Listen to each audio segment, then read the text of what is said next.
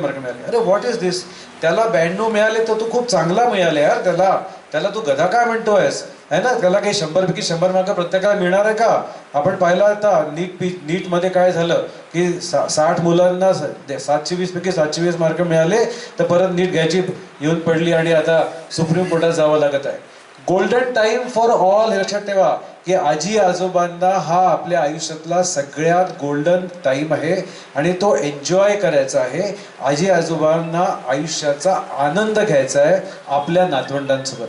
जसं राघवनी म्हटलं की ते खूप प्रेम करतात आणि काय काय म्हणजे सगळं काही देतात, म्हणजे कारण की ते दुधावरची साय आहे ना हो. तुम्ही आपल्या मुलांवर जेवढं प्रेम नाही केलं त्याच्यापेक्षा जास्त प्रेम करता, कारण की तुमच्यापाशी आता खूप पैसे आहेत. असं आढळून आलंय, आता आम्ही सर्वे केला की भारतामध्ये काय परिस्थिती आहे की grandparents are very rich but they are not able to spend money because of their health problems.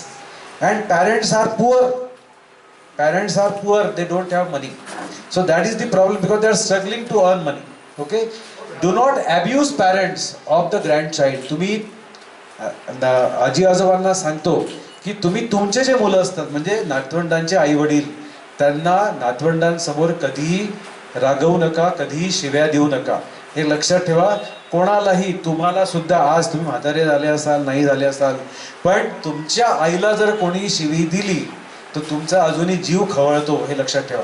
म्हणून कधीही तुमच्या नातवंडाच्या आई वडिलांना तुम्ही अब्यूज करू नका.